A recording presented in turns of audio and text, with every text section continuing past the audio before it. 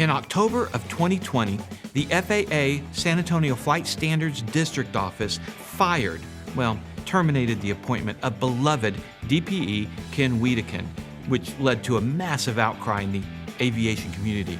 We're going to talk to Ken, get an update on what's going on in that crazy San Antonio FSDO in the hangar.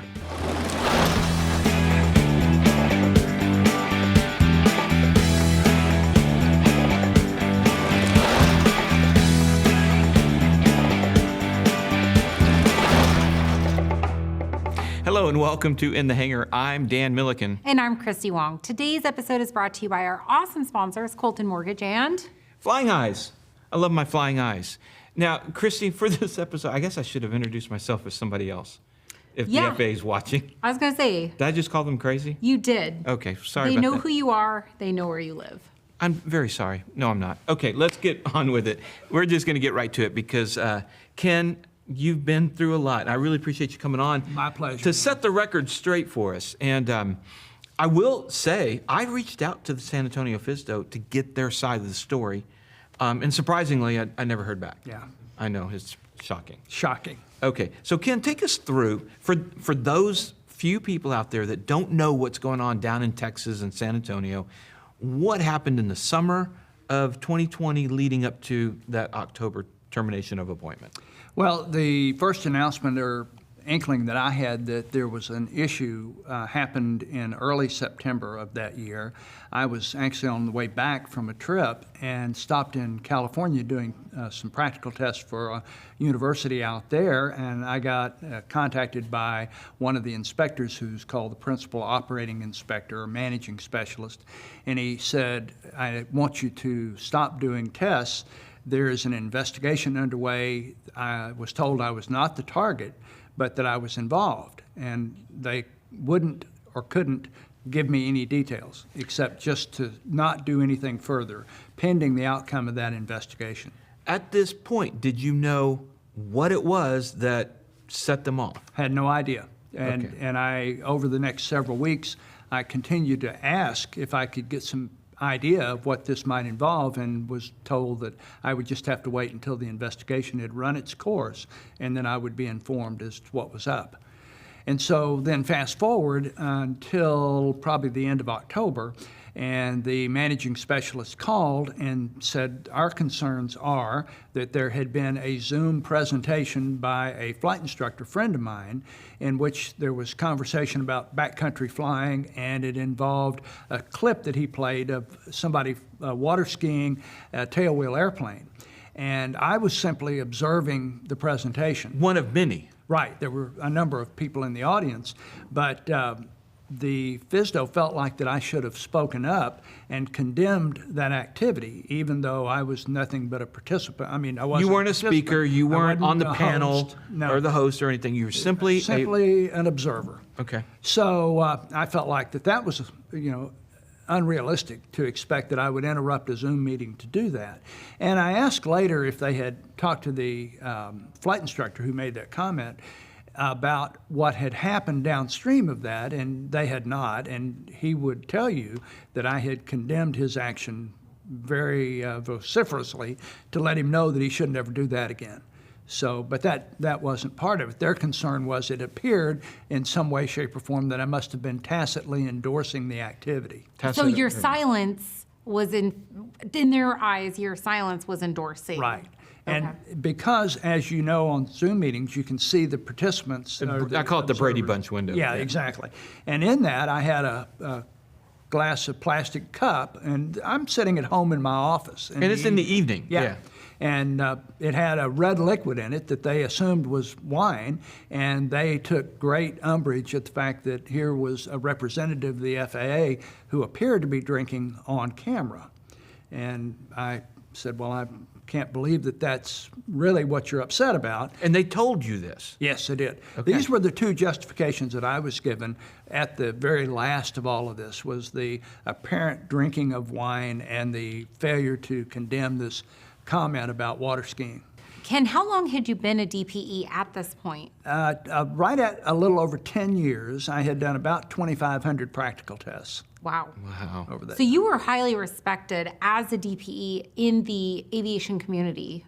I felt so, and I certainly, downstream of this unfortunate event, the outpouring of support was just amazing. So it really made what was a very difficult situation much better. And you did more than just, like single engine land and multi-engine land. You did seaplanes as well, correct? I did seaplanes. I did flight instructors, which is something that for a long time that was not allowed. And then as that began to be turned over to the DPEs, I was one of the early ones that was allowed to test for new flight instructors.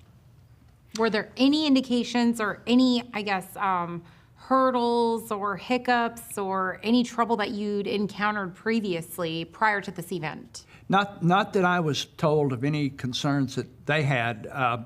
Usually when a DPE gets in trouble, it almost always involves some problem with testing. Right. Either a failure to test properly or not following the guidance or doing something nefarious about charging and not testing. There's all sorts of things that have happened over the years. So almost always when there's an action against a DPE, it involves some problem with their testing function. And there was no allegation in this at any point that anything in the testing arena had been an issue.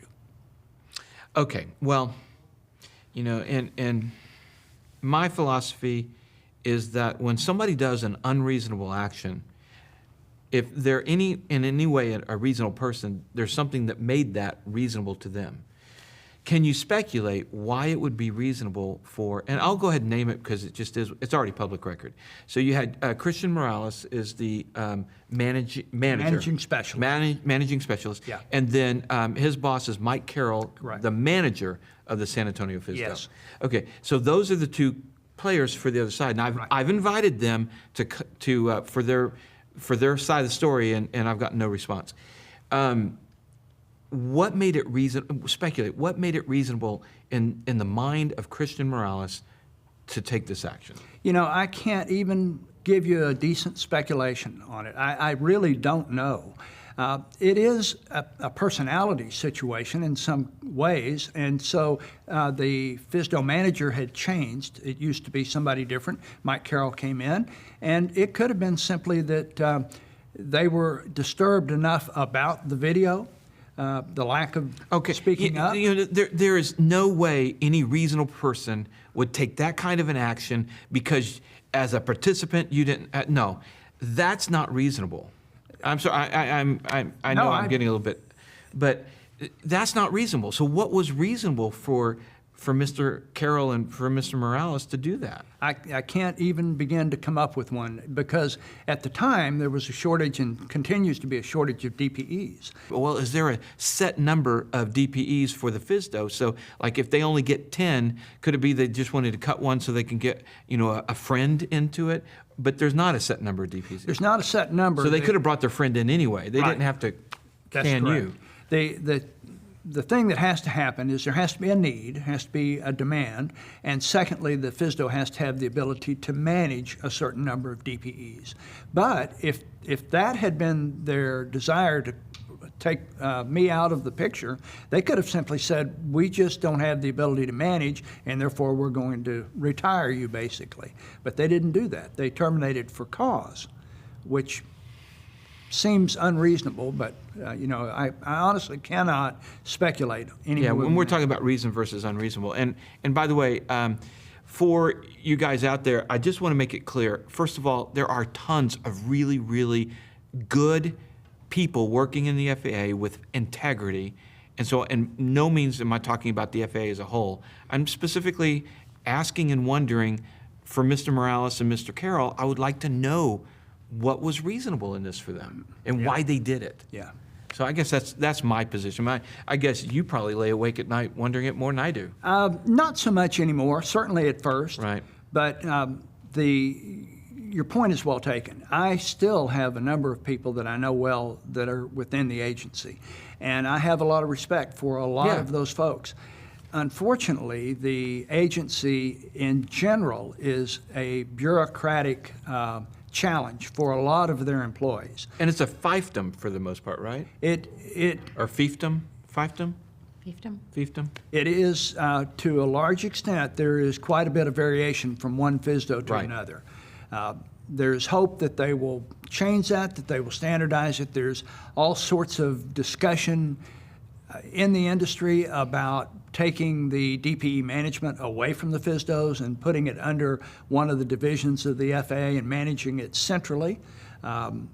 There was a working group that was put forth. The FAA went to industry and named a group of folks to advise the agency on changes to be made in a number of areas, including a number of things in the DPE management system. That working group produced a report that has, I want to say, 12 or 15 key elements that they feel like needed to be implemented. And that's been now a series of months ago, and to my knowledge, they have not instituted any of those changes yet. Okay, so after October, a groundswell kicks up of aviation people in our community who are upset about this, and they go to your defense. What has happened since October 2020? Have you fought back against the impossible fight, because they're fully within their rights to do it? Tell us about the fight. Sure. Well, the first thing that I did was, explain to the community what had happened. And a number of people, both locally and nationally, reached out to the FSDO from some of the aviation groups, and basically went not only to the FSDO but to FAA management and said, would you please take a look at this and see if you can understand what's going on here? And I'm sure the FSDO got a lot of phone calls about that, but they had dug in their heels, they had made their decision, so nothing came of that. The next thing that we did was hire a lawyer and start looking at it, not from the standpoint of did they have the right to do it, but from the standpoint of just in the way you treat people, is this something that we have any hope of maybe correcting? There had been a couple of cases where they were going through the appeals process, and there was hope that maybe that would produce something beneficial, and it turned out that it was going to take forever and it was costing a fortune, so that quickly became untenable. So at that point, I thought, well, this may be about done. And then I was up at AirVenture, and I was contacted by a friend of mine who is the executive director of SAFE, and he arranged a meeting with the FAA manager who runs the division that manages all the DPEs nationally. And I met with that individual for 45 minutes and explained the situation, and he was very complimentary and very willing to say, let me take a look at this and let me see if somehow we violated our own internal discussion about being transparent, about just culture, all of the things that you hear. And I felt quite encouraged. So, excuse me, I returned, put everything together, sent it off to this individual, and we stayed in contact over the next intervening weeks by email, and he was responsive. And then suddenly the response stopped. And about then a month later, I get a form letter that said basically the FSDO was within the rights, and that's the end of the story.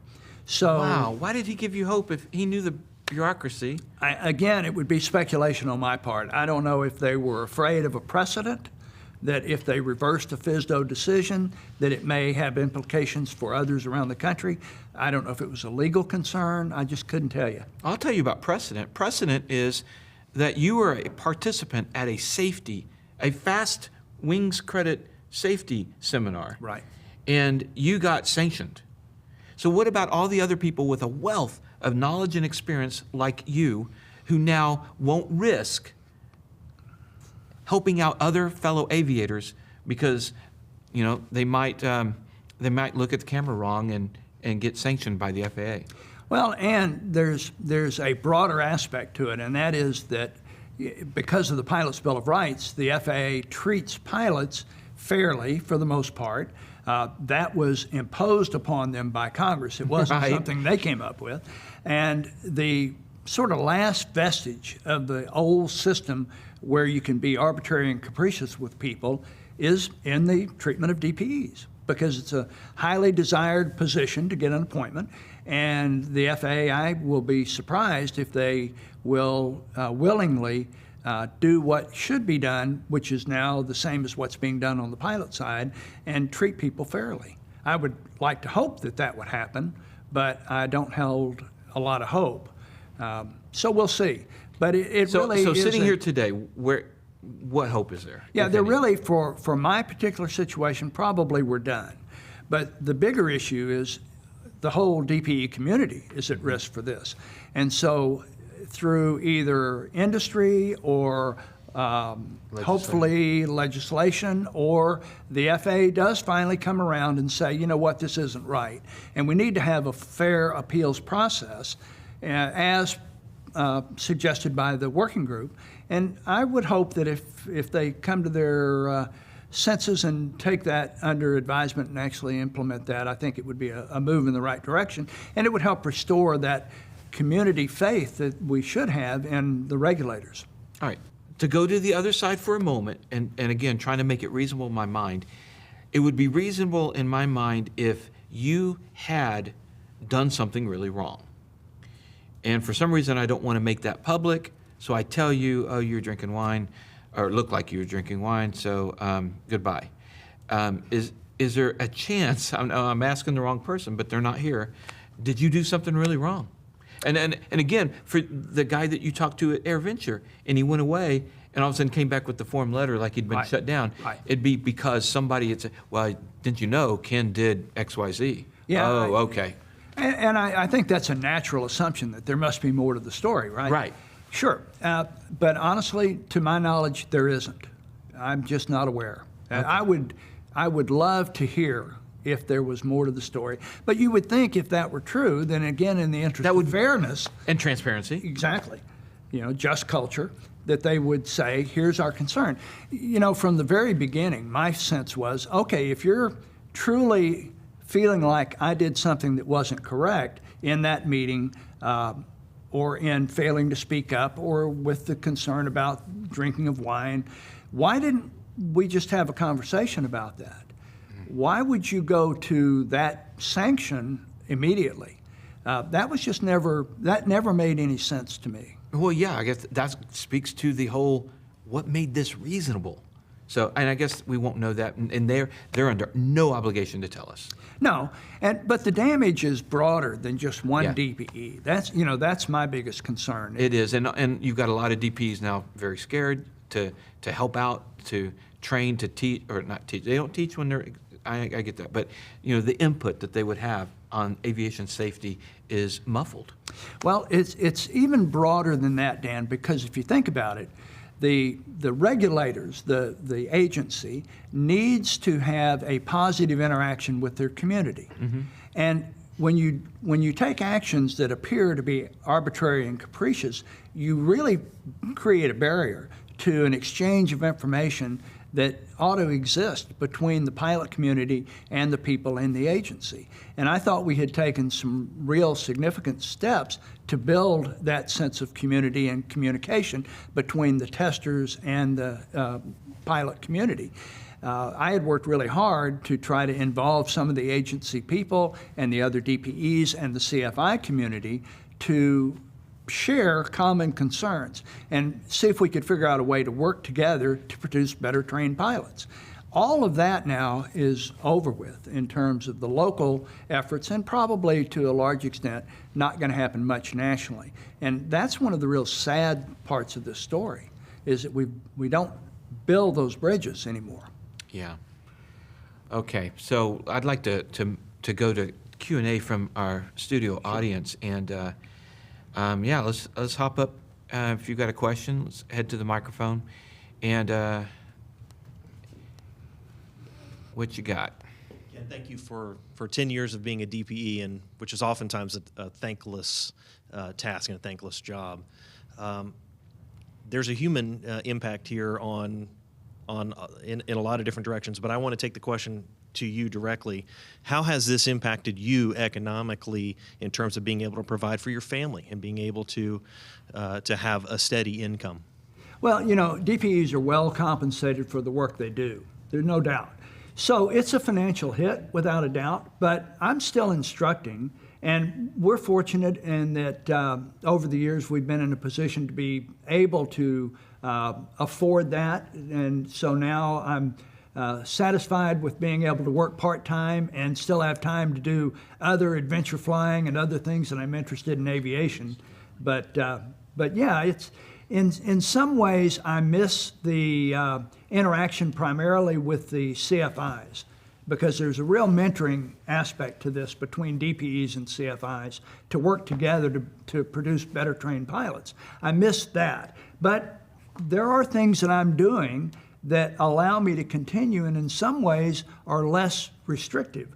As a DPE, you have to be careful about doing too much of that sort of teaching aspect. Now that I'm no longer actively testing, I'm doing a lot of CFI training and check ride preparation training and Zoom meetings and things of that type. So I'm enjoying that part, but Ken, thanks. How has this affected your family, like specifically your wife? Yeah, it was, it was obviously a shock. And it was disheartening, as you might imagine, because it came out of the blue. And we, again, to Dan's question, we couldn't come up with a rationale for why they would do that. So it was difficult. But the thing that made it more comfortable, if that's the right word, it was the outpouring of support. You know, people came from not only the local area, but around the country to show support, to encourage that we fight the good fight with it and to keep going. And so those are wonderful things. And so out of adversity, there are always things that come that you look for the positives and for the opportunities that come forward. And this is certainly true in that case. Julian? Hello. So my name is Julian, and I'm a student pilot. And so a question I have for you is, even though you are terminated, what is a positive outlook? Like, I was thinking to myself, even though you were a DPE and you loved what you did, is there some type of breakthrough that you found with yourself? Like, you're able to fly more, you're able to live the life you kind of wanted outside of it?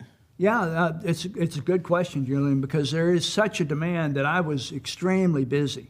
And so it has opened up the opportunity to travel more, to make trips to the places I like to go in the airplane.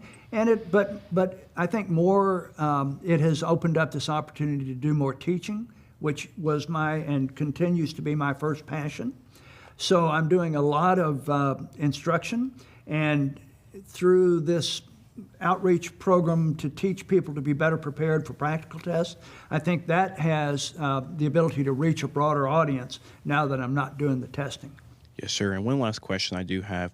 So even though as pilots, we know one major cause of accidents is pilot error, what's like a sentimental error to you that you think affects CFIs and even students across the board? In terms of accidents? Yes, sir. In terms of accidents, in terms of how we think, any psychological advice as far as that's a broad question. We could probably do a whole segment just on that. But there is a risk with all of the technology that we have today to have CFIs shortchange foundational skills in just stick and rudder flying and some of those basics. And so one of the things that would come to light pretty often would be shortcomings in pilots' training where they weren't given the opportunity to develop and really inculcate those basic skills in stick and rudder flying. So that's one thing that I think we're probably still seeing some of the effects of that. Technology helps it, but it doesn't overcome all of those shortcomings. So that's one. And then from a psychological standpoint, there's a whole bunch of stuff out there that gets to be a really deep topic because we sort of throw acronyms at a lot of that in terms of risk management, but we don't always do a real good job of putting that into scenarios that people can relate to and that really make sense to them in terms of where the risks are that they have to think about in decision making and so forth. Yes, sir. Thank you. Sure. Okay. While the next question is coming up, I will say this. You remind me that one way that people I've heard define integrity is doing the right thing when no one's looking. Yeah. And I really hope, even though the odds are against it, I really hope the San Antonio FSDO would do the right thing even if we're looking. So, and have integrity. Dean. Yeah, I've got a question. If as a DPE you're not allowed to teach, Right. wouldn't it be considered teaching if you were objecting to something that you were watching on a Zoom call? Well, you can't teach on a check ride. Right, No, exactly. but- But that's, In reality, the DPEs and the CFIs do an awful lot of conveying of material and attitude and safety information and so forth. But part of the downstream effect of this is, and this is what Dan was mentioning, is that there is a chilling effect from this to where people are going to be a lot more careful about doing that than they might have been in the past. yeah. Okay, next question. Hi. And you've perhaps kind of already answered this with how positive your attitude has been, even given the situation and everything. But I'm curious, if you had the opportunity to become a DPE again, would you? And is there actually a path for that? I'll answer the second part of that first. The answer is probably not in terms of the path. When I was visiting with the gentleman from FAA management, that kind of came up, and he said, would you be able to or willing to report to a different FSDO? And because there's this move to try to bring all of that into a central management structure rather than through the FSDOs, I said, sure, I'd be open to that. Because obviously it would be difficult to go back into the situation at the local There's so much FSDO. love going Yeah, around. exactly. So I said, sure, I'd be interested in that. To the first part of that question, I miss some aspects of doing practical testing interaction with applicants and particularly with CFIs. But this program that we're developing and that I'm doing more and more outreach to help people be better prepared for practical tests is a way to accomplish the same thing and the reward of teaching again. So I'm really interested in pursuing that. I wouldn't say that I would not consider it, but I probably wouldn't be interested in going back and doing it full time again. Oh, interesting. Yeah, it sounds like it's that this has actually bridged a very positive opportunity for you and for the community, because that's something that I personally haven't seen a lot of, check ride preparation with a former DPE kind of thing. That's pretty special.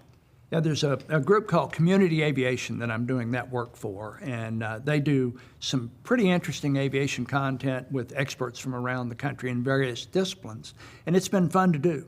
So. Interesting. Okay, another question? Follow up? One more question. That actually brings up a really good point of pre-check ride, check ride. Yeah. Is that obviously we go up with our instructors to Right. before our check ride, but having an independent person who has experience as a DPE Right. doing a pretend check ride with somebody who has that experience. Sure. That came up from time to time when I was testing, and I was unwilling to do that for somebody who I would later end up testing. Right. But in terms of kind of fast forward to now, if somebody says, I'd like to do a practice test with you, sure. And that's part of this idea of being able to do that via, say, a Zoom presentation. We can do one-on-ones in that and do a mock oral, for example. So, yeah, either in person or over internet delivery, we can certainly do those sort of things. And that's a great, fun thing for me to do, and it's good for the applicant as well. All right, so to sum it all up, it sounds like to me that, number one, on the issue of righting the wrong of the termination of appointment of Ken Wittekiend is a lost cause. Most likely, yeah. Okay.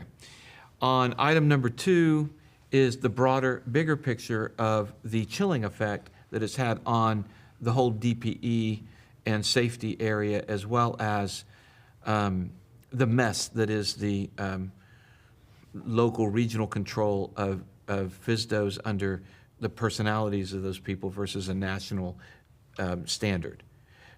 So if there's nothing we can do to help issue number one, what can we do to help issue number two? Well, I think one of it is to pay attention to what the agency does vis-a-vis this working group recommendation. Okay. AOPA, SAFE, NAFI, all of those people had input to that. And hopefully the agency will embrace that and will implement some or all of those recommendations. That's the ultimate benefit, to have that happen. If they don't do that, then we have to, I think, maybe assume the problem is bigger than just the local FSDO. Wow, okay. Is there anything like contacting any legislators or anything like that people watching can do? Or I wouldn't want to direct them to do that. I think it's probably, to sort of keep it within the community. I think the better solution might be to reach out to people that are involved in that working group and show support through SAFE, NAFI, and AOPA, and just let them know that we need to continue that effort to try to reform the DPE management / termination / appeals process. And again, where can they find the working group? Just probably do it online, just DPE working group. Is that search DPE working I group? would. I think that'll pop it up. Okay. Yeah. And I'll try to look that up and see if I can put the link There you go. down below. Well, Ken, thank you so much for coming on. My and pleasure. Giving Thanks us, for having me. Oh, yeah, you bet. Christy? Yeah, no, this has been really informative, and I'm glad to see that you're still very positive about the aviation sure. community as a whole, and that you're still giving back. Like that's one thing I personally am glad to see. Well, thanks. It is truly a passion of mine, and I love teaching, and I love being with aviators. So this is a big bump in the road, but we move forward. Absolutely. All right, and for you guys out there, the silver lining here is that you, the aviation community, has really rallied around this and provided a lot of support to Ken, emotional support, and it means something, as Ken said. And I want to thank you for that. And let's keep fighting the fight. The FAA is not the enemy. There's really, really good people there. But like everything, we need to tweak, we need to work, and we need integrity. So that's what we'll fight for. And I appreciate you guys watching, and we'll see you next time. In the hangar.